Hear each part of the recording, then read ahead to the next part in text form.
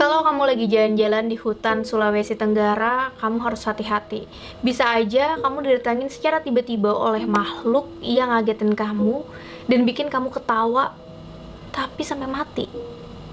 Dia adalah makhluk jahat yang menghuni hutan belantara di Sulawesi Tenggara, yang memiliki hobi memangsa manusia.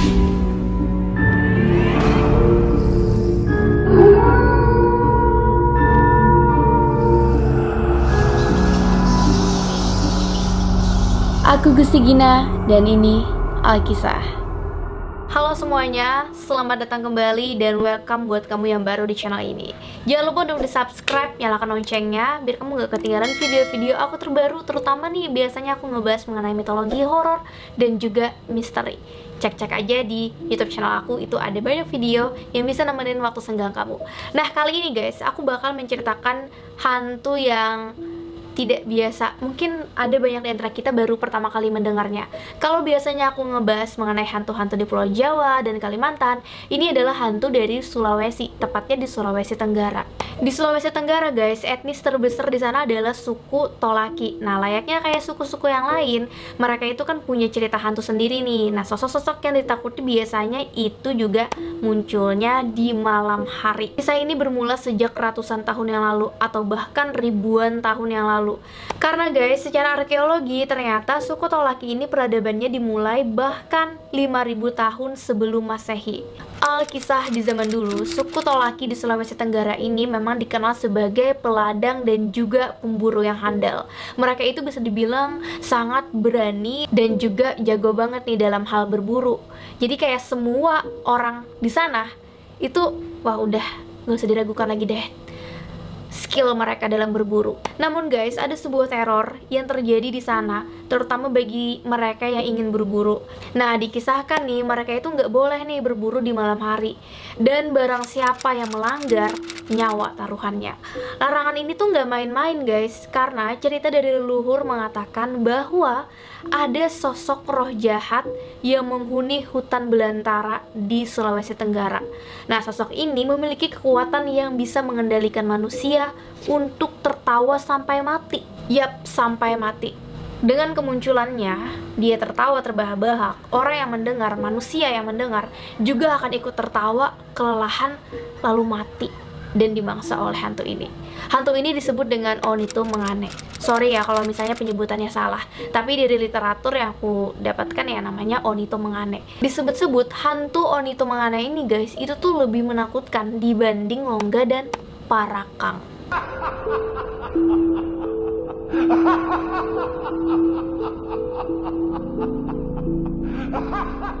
Ada sebuah kisah yang bisa menjelaskan seperti apa sih hantu ini. Jadi cerita ini tentang 3 orang dari suku Tolaki. Sebut aja namanya Omeng.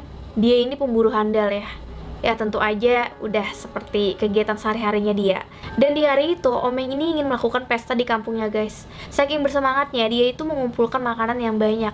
Saat itu dia itu ditemani sama 2 temannya, yaitu Tutu dan Gandu. Nah, mereka ini berburu hingga petang. Karena udah mau malam, Tutu ini pun ngajak kedua temannya buat balik.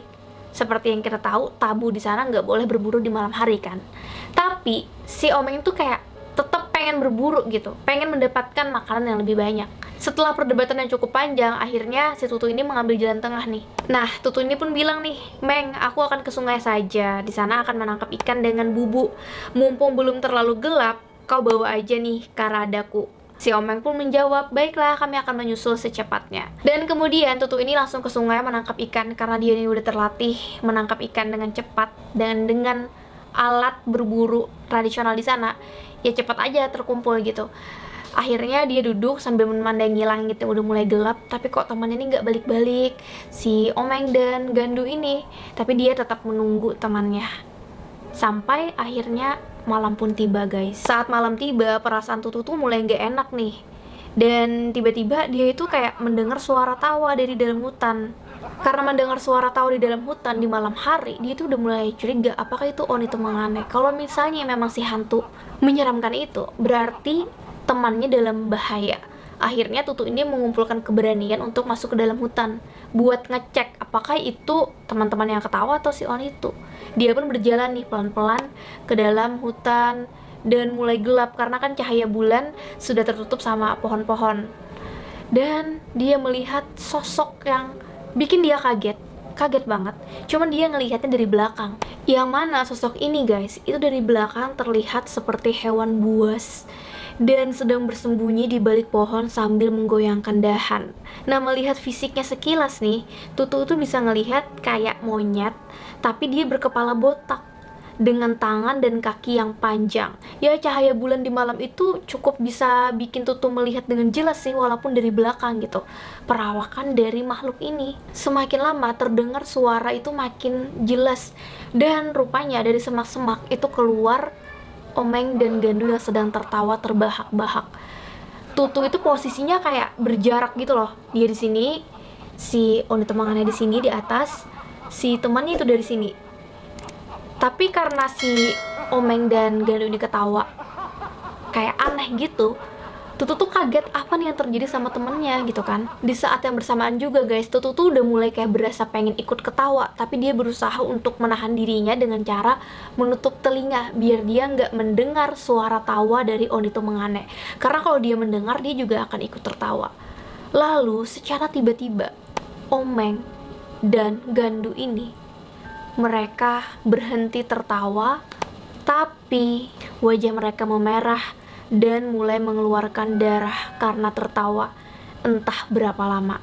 Mereka sepertinya sudah terlalu lelah tertawa. Jatuhlah kedua temannya.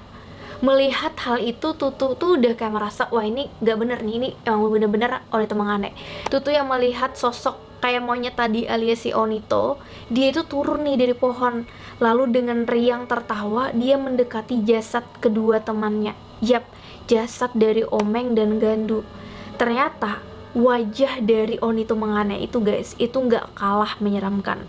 Dia bermulut lebar seakan robek gitu loh, dan penuh dengan nafsu. Beruntung Onito Mangane tuh nggak sadar dengan kehadiran si Tutu, tapi makhluk ini udah membawa atau menyeret kedua temannya masuk ke dalam hutan dan hilang begitu aja. Kemudian Tutu yang terus menahan diri biar nggak ketawa, dia berusaha sekuat tenaga untuk berlari pulang ke pemukiman. Sesampainya di sana, dia cerita nih ke warga apa yang dia alami, gimana kronologinya, apa yang dia lihat, ciri-ciri dari makhluk yang dia temui. Dan itu adalah memang benar Onito Mangane, hantu yang punya kayak kekuatan seakan kayak menyebarkan zat hingga orang yang mendengar tawanya juga ikutan ketawa sampai kelelahan lalu mati dan akhirnya dimangsa oleh hantu ini. Warga pun yakin banget guys, itu emang ulah Onito Mangane. Dan keesokan harinya mereka tuh mencari jasad dari Omeng dan Gandu kan, tapi nggak ditemukan. Jadi mereka juga nggak yakin nih apakah jasadnya disantap atau dibiarkan saja, tapi mereka nggak ketemu karena emang nggak ditemukan jejak mereka guys, selain alat berburu dan hasil buruan yang tergeletak di hutan.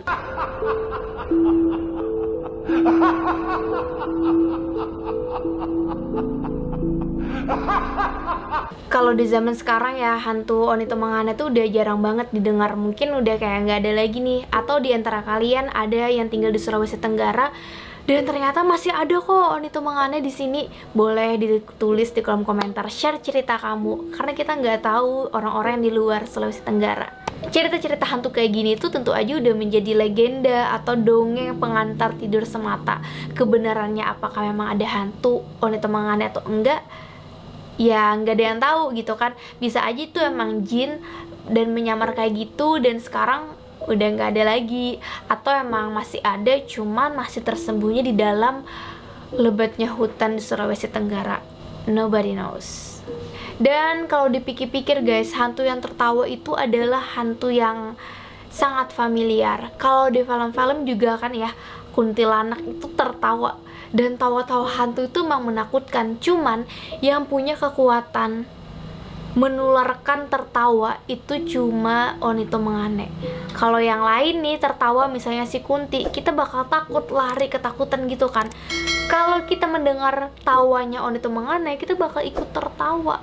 Dan itu udah menjadi tanda kita bakal jadi mangsanya dia. Oh ya, kalau kita lihat dari fungsi penciptaan mitos, biasanya tuh mitos itu diciptakan untuk mengendalikan perilaku masyarakat. Nah, Mungkin karena di zaman dulu, karena belum ada listrik, penerangan segala macam, bahaya kan kalau berburu di malam hari, apalagi kalau sampai ketemu dengan binatang buas. Oleh karena itu, entah siapa nih yang pertama kali yang bikin mitos ini. Karena fungsi mitos salah satunya adalah untuk mengendalikan perilaku sosial.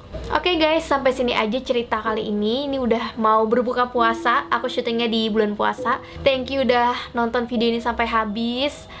Semoga bisa menghibur kamu dan menambah pengetahuan kamu mengenai hantu Nusantara. Gak cuman pocong, genderuwo, atau kuntilanak, tapi masih ada banyak sekali hantu-hantu di Nusantara. Aku Gusti Gina, bye!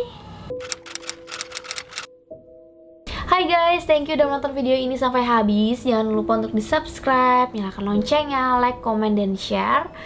Bantu aku untuk membangun channel ini sebagai channel nomor 1 penjelasan mengenai mitologi, horor, dan misteri.